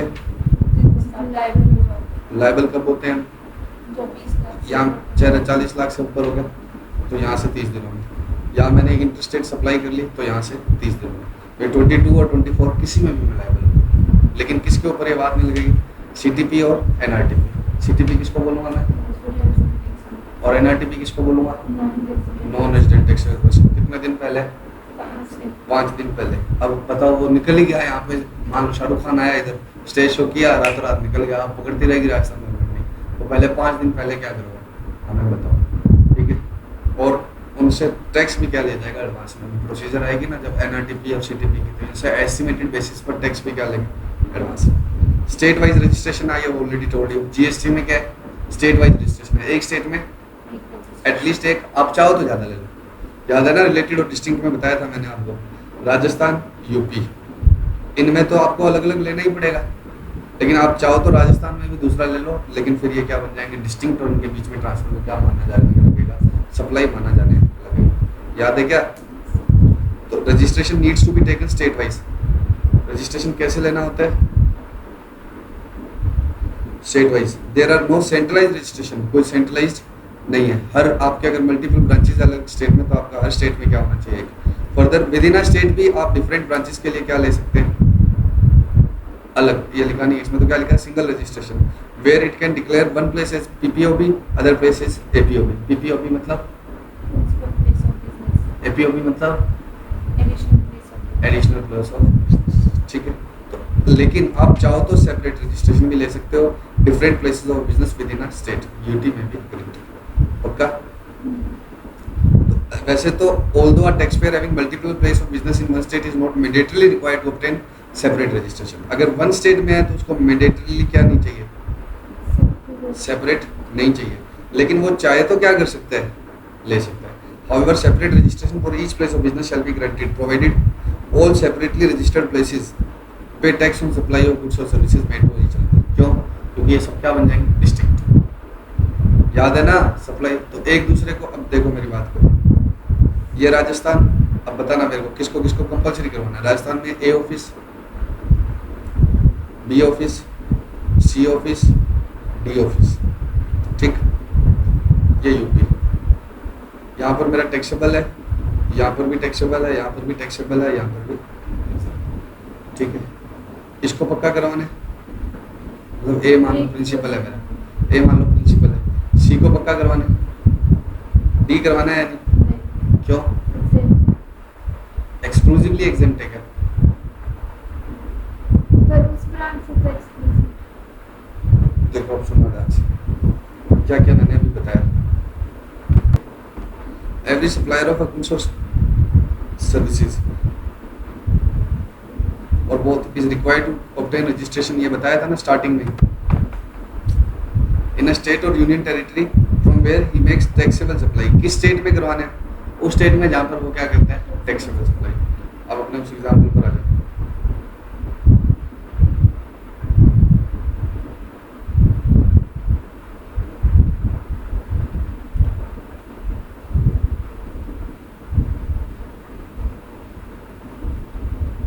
एक और जोड़ता हूँ उसमें, हरियाणा, इसमें क्या है, ई ऑफिस है, यहाँ पर क्या है, एग्जिट। मुझे ये बताओ पहले तो ए करवाना है, क्यों करवाना है, टैक्सेबल एक कोई सा ए करवाना, टैक्सेबल सप्लाई हो रही है। सी अगर करवा ही लिया तो डी करवाने की जरूरत है क्या, पहले तो ये बताओ, क्योंकि डी तो एग्जाम सप्लाई कर रहे हैं। अगर आपने सी वैसे भी एक स्टेट में एक ले लो तो चल जाएगा, और ई में करवाना है, नहीं करवाना। क्यों नहीं करवाना, क्योंकि यहाँ से टैक्सेबल सप्लाई नहीं करवाना। आप जब एक स्टेट से दूसरे स्टेट में, मैं राजस्थान में रहकर ही राजस्थान से यूपी में माल भेजता हूँ, तब वो क्या होता है, इंटरस्टेट सप्लाई। यूपी में मेरा ऑफिस है, वो अपना वहाँ माल बेच रहा है, तो ये कोई इंटरस्टेट सप्लाई नहीं, अगर ऐसे हो हरियाणा से यूपी में। अब सुनो एक मिनट, इसको करवाऊँ या नहीं, इसको आपकी मर्जी। अगर मैं इसको करवा देता हूँ ना, तो इन दोनों के बीच में जो भी होगा या इनके बीच में जो भी होगा, तो ये क्या माने जाएंगे, डिस्टिंक्ट। ये तो वैसे ही डिस्टिंक्ट थे, दूसरे स्टेट वाला तो डिस्टिंक्ट होता ही है, लेकिन ये वाला क्या है, डिस्टिंक्ट हो गया। और डीम डिस्टिंक्ट हो गया तो इनके बीच में स्टॉक ट्रांसफर और ऊपर जीएसटी लगेगा, इनवॉइस बनेगा, सारे रेगुलेशन लगेगा। तो एक, अब मैं सिंपल सी बात बोलूँ आपको, एक स्टेट में एक तो लेना ही है, तो दूसरे ऑफिस को आप additional place of business declare करके रोक सकते हो, लेकिन उसी स्टेट में दूसरा भी ले लेते हो आप, तो क्या होगा, उसी स्टेट में दूसरा रजिस्ट्रेशन ले लेते हो, तो इन दोनों के बीच में क्या होगा, सप्लाई माना जाएगा इनके बीच में, ठीक है। तो जीएसटी लगेगा, इनवॉइस, बिल ऑफ सप्लाई, जो भी है सारे रेगुलेशन पूरे करेंगे, ठीक है। A registered person opting for to obtain separate registration from a place of business shall submit a separate application। सबकी क्या लगेगी, सेपरेट एप्लीकेशन। एप्लीकेशन का फॉर्म क्या है, जीएसटी REG 1। इसमें क्या भरना होता है, कैसे भरना होता है, ये भी आगे आएगा। ये मीठालाल का एग्जांपल आप पढ़ लेना, ठीक है। जेठालाल मीठालाल का एग्जांपल पढ़ लेना, ठीक है। Composition levy in case of separate registration for multiple place of business. बताओ, ये मैंने आपको ऑलरेडी कंपोजिशन वाले में बताया हुआ है, बताओ अगर एक भी कंपोजिशन से गया तो फिर क्या होगा, सारे ही जाएंगे। याद है क्या, कंपोजिशन लेवी में क्या था, जितने बिजनेस में से एक भी कंपोजिशन से ऑप्ट आउट हो गया तो फिर सारे। तुम हो तो हमें, नहीं तो आओ तो सारे ही आओ, नहीं तो आना तो पूरी तरह से आना, नहीं तो आना ही मत। याद है ना कंपोजिशन, बोलो पक्का। तो कंपोजिशन में क्या होता है, अगर आपके मान लो ये ऑफिस है, ये ऑफिस है, ये ऑफिस है, ठीक है, इनके अलग अलग रजिस्ट्रेशन है, वाले कुछ भी है, अगर पैन सेम में सबका रजिस्ट्रेशन अलग अलग हो गया, लेकिन जीएसटी में रजिस्ट्रेशन अलग हो गया, पैन सब में क्या दिया होता है, सेम। तो ये ऑफिस अगर इन एलिजिबल हो गया, पान मसाला तंबाकू या इंटरस्टेट सप्लाई करने लगे कुछ भी, तो दूसरे वाला भी क्या हो जाएगा, इन एलिजिबल हो जाएगा, पक्का। वॉलेंटरी रजिस्ट्रेशन मैंने आपको बोला हुआ, आप चाहो तो करवाओ, नहीं तो नहीं करवाओ। सेक्शन कौन सा है, 25(3), जिसका टर्नओवर भी 40 लाख नहीं है, कंपलसरी में भी नहीं हो रहा, 24 में भी कवर नहीं हो रहा। 24 क्या है, 22 क्या है, 40 लाख। तो ऐसा कुछ भी नहीं है, मेरा 10 लाख का टर्नओवर है, राजस्थान में बैठा हूँ, कोई इंटरस्टेट सप्लाई नहीं, छोटा सा आदमी, तो भी रजिस्ट्रेशन करवा सकता हूँ, हाँ करवा सकता हूँ, ठीक है। तो ये सब बातें आपको ऑलरेडी बताई जा चुकी है। Person who is not liable to be registered under section 22 और 24 may get himself registered voluntarily, ठीक है, पक्का पढ़ लोगे। अगर वॉलंटरी रजिस्ट्रेशन हो गया तो क्या होगा, उसको फिर 20 लाख और 10 लाख से मतलब नहीं है, उसको अगर 4 लाख का भी टर्नओवर है तो भी क्या देना पड़ेगा, जीएसटी। बोलो, क्योंकि जीएसटी किसको देना होता है, टैक्सेबल पर्सन। टैक्सेबल पर्सन कौन होता है, रजिस्टर्ड और लायबल टू बी रजिस्टर्ड। तो वॉलंटरी रजिस्टर्ड तो हो गया।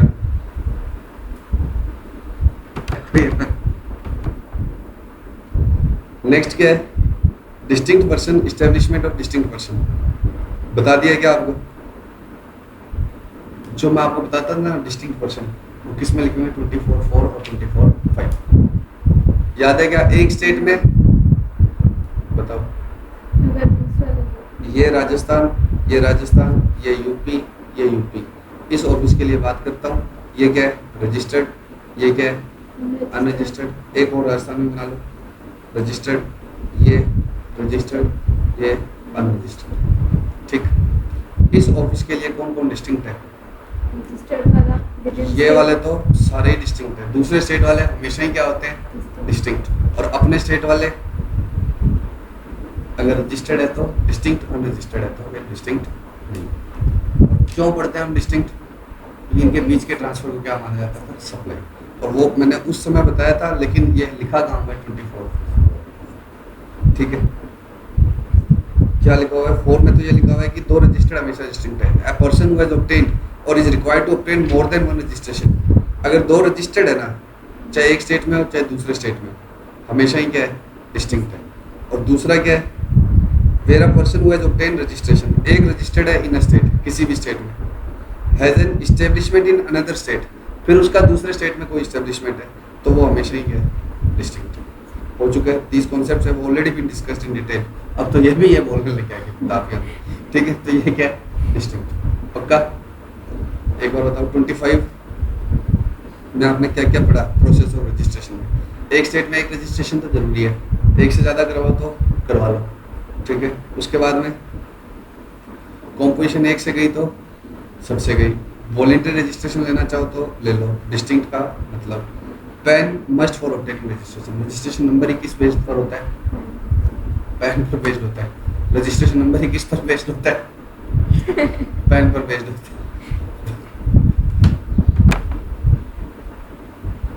Pan is must for registration. Pan का मतलब क्या है बच्चों? Permanent account number. मतलब आपको इनकम टैक्स में चल रहा है अभी तो इनकम टैक्स में तो पक्का अगर जीएसटी में रजिस्ट्रेशन करवाना है तो किस में करवाना जरूरी है? इनकम टैक्स में। इनकम टैक्स में आपको पैन होगा, पैन बेस्ड जीएसटी का रजिस्ट्रेशन नंबर 15 डिजिट का होता है, उसमें 10 तो उर्दू कौन से होते हैं? पैन वाले। तो पैन जरूरी है। ठीक है, पैन जरूरी है, बिना पैन के आप क्या नहीं करवा सकते? रजिस्ट्रेशन नहीं करवा सकते। टैक्स में कौन सा रजिस्ट्रेशन? हाँ, unique identification number. Unique identification number का मतलब क्या है? एनआरटीपी के पास हो, जरूरी नहीं है कि पैन हो, तो हो सकता है उसके पास पैन होना, तो इसके लिए आगे प्रोसेस आएगी एनआरटीपी और सीटीपी की। एनआरटीपी का रजिस्ट्रेशन बिना पैन के भी हो जाएगा। एनआरटीपी का रजिस्ट्रेशन बिना पैन के हो जाएगा। यूआईएन क्या होता है? Unique identification number. ये कहीं कहीं आया था, मैंने वर्ड आपको छुड़ा दिया था। ठीक है, हाँ बता कहाँ आया था? वो यू यूआईएन किसको मिलता है? Any specialized agency of United Nation Organization और एनी मल्टीलेटरल फाइनेंशियल इंस्टीट्यूशन और organizations notified under the UN privileges and immunities act 1947। Consulate or embassy of foreign countries and any other person notified the commissioner is required to obtain UIN। सुनो मेरी बात को, UIN मतलब क्या है? Unique identification number. जो foreign ambassadors होते हैं या ये जो नोटिफाइड है, ये लोग कौन से? यूनाइटेड नेशन के ऑर्गेनाइजेशन और ये सब, इनको इंडिया में बहुत ज़्यादा प्रिविलेज है। और हमारे एम्बेसडर्स को इंडिया से बाहर बहुत ज़्यादा क्या होती है? प्रिविलेज। इनका हमें ध्यान क्यों रखना होता है? ये इंटरनेशनल ट्रीटीज होती है। ठीक है, क्योंकि यही क्या करते हैं? इंटरनेशनल कम्युनिकेशन को क्या बनाते हैं? पॉसिबल करवाते हैं। मतलब अदरवाइज इंटरनेशनल कम्युनिकेशन ही रुक जाए। हम किससे पूछें? किसने? पाकिस्तान ने कहा है तो पाकिस्तान ने थोड़ी कहा है, ये काउंसलेट और ये बताते हैं। तो इनके ऊपर हर तरह के टैक्स की क्या होती है? छूट। लेकिन इनको कोई बेचेगा तो वो तो इनसे क्या ले लेगा? जीएसटी। जीएसटी मान लो अपने ऑफिस के लिए कोई सामान खरीदा तो वो तो इनसे क्या ले लेगा? जीएसटी। तो उनको वो जीएसटी भी क्या मिल जाएगा? रिफंड। और आगे इनको कोई जीएसटी भरना नहीं है अपनी सप्लाई पे। लेकिन इनको कोई बेचेगा तो क्या होगा? इनसे क्या ले लेगा? वो जीएसटी। और वो इनको वापस क्या मिल जाएगा? रिफंड। और उस रिफंड के लिए इनको क्या चाहिए होता है? UIN। ठीक है, unique identification number. The UIN is needed for claiming refund of taxes on paid और नोटिफाइड सप्लाईज ऑफ गुड्स और services received by them and for such other purpose as been notified. इनको किस नाम से जाना जाता है? बस UIN। बोल रहे थे सर इनसे जीएसटी मतलब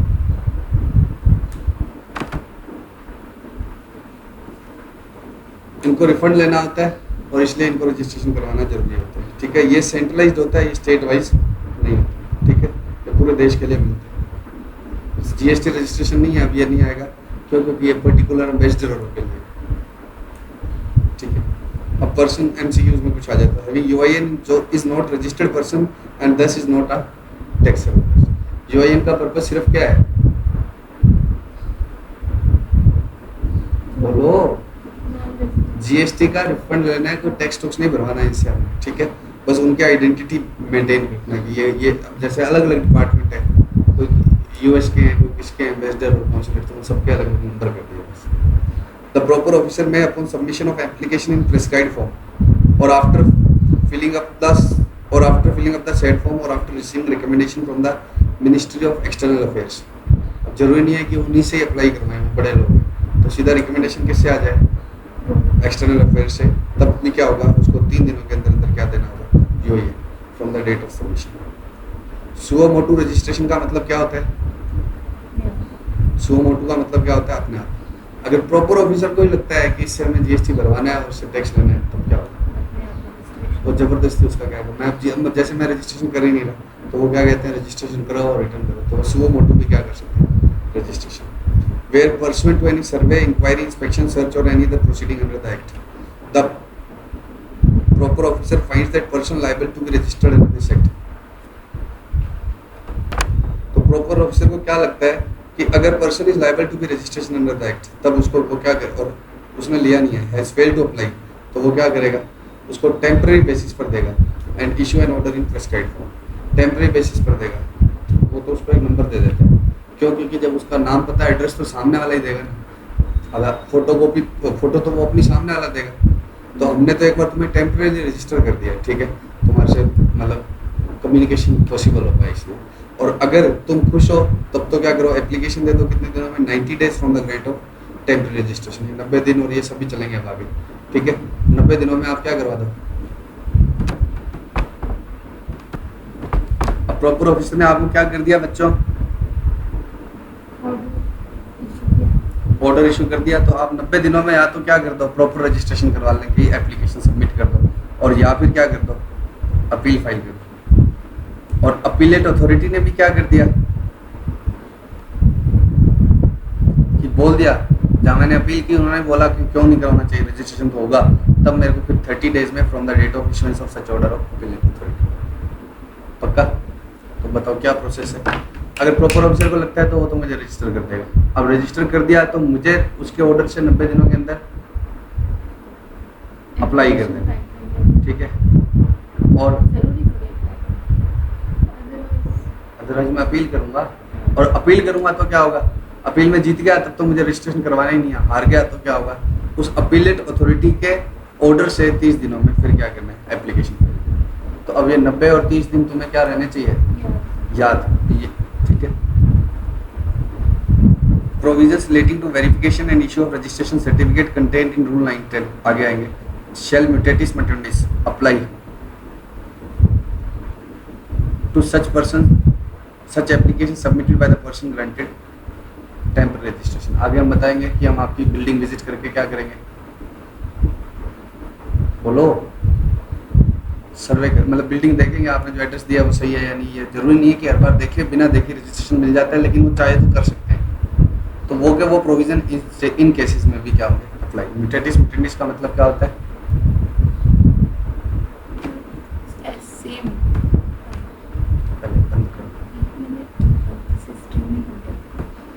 म्यूटेटिस मुटेंडिस का मतलब क्या होता है?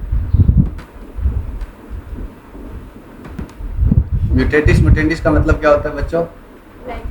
लाइकवाइज या इन द सेम मैनर, मतलब जैसे वहाँ है वैसे यहाँ पर भी ये प्रोविजन लगे, ठीक है।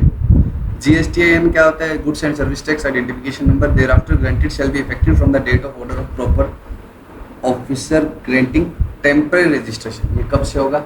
जिस दिन से प्रॉपर ऑफिसर ने हमें रजिस्टर कर दिया था वहीं से, मतलब करती है एक दिन पहले। प्रोसीजर फॉर रजिस्ट्रेशन, अब क्या स्टार्ट कर रहे हैं? प्रोसीजर फॉर रजिस्ट्रेशन, ठीक है। जो ये आगे की प्रोसीजर्स आएगी वो रूल 8, 9, 10 में लिखी हुई है। सीजीएसटी रूल ये किस पर नहीं लगेगी? एनआरटीपी पर नहीं लगेगी, टीडीएस, टीसीएस और आईडीआर पर नहीं लगेगी, ठीक है। इन पर ये प्रोसेस नहीं लगेगी। किस पर लगेगी? सिर्फ बोलो बाकियों पर, ठीक ठीक है, CTP पर यही प्रोसीजर लगेगी। Thus procedure for registration under rule 8, 9, 10 applicable to person paying tax under composition levy किस किस पर लग जाएगी? composition levy पर, बाकी सभी पर, वॉलेंट्री वालों पर भी और कैजुअल टैक्सेबल पर। तो CTP पर क्या लगेगी? ये प्रोसीजर कैजुअल टैक्सेबल पर्सन पर वही यही, composition वाले पर यही, ठीक है। किस पर नहीं लगेगी? इन पर। ये सभी बातें अभी कर ली है ना हमने, और इनमें से NRTP की क्या प्रोसेस है वो तुम्हारे सिलेबस में आएगी, TDS थोड़ी है। ठीक है।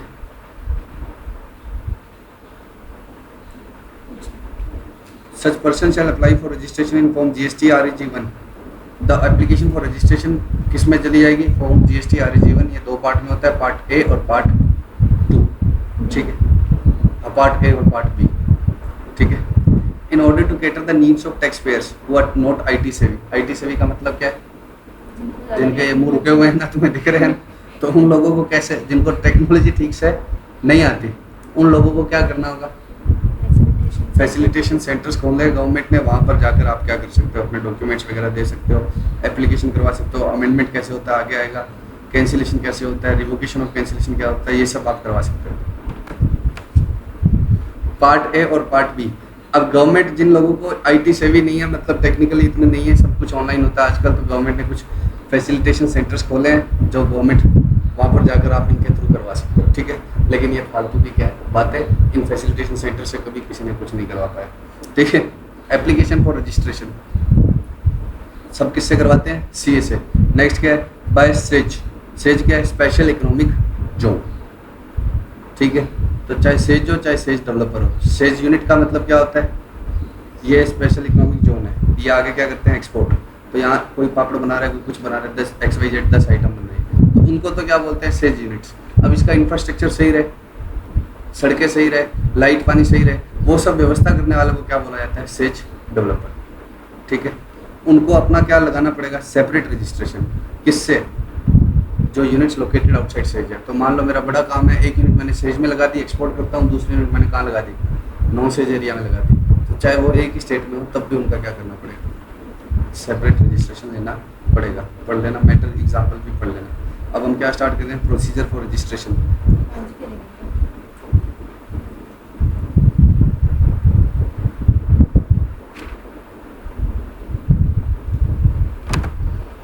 Procedure for registration. Every person liable to get registered and person seeking voluntary registration shall before applying for. हाँ बच्चों, आज क्या है? अभी इतना ही करेंगे, बाकी अपने कल करेंगे। खाजो खाजो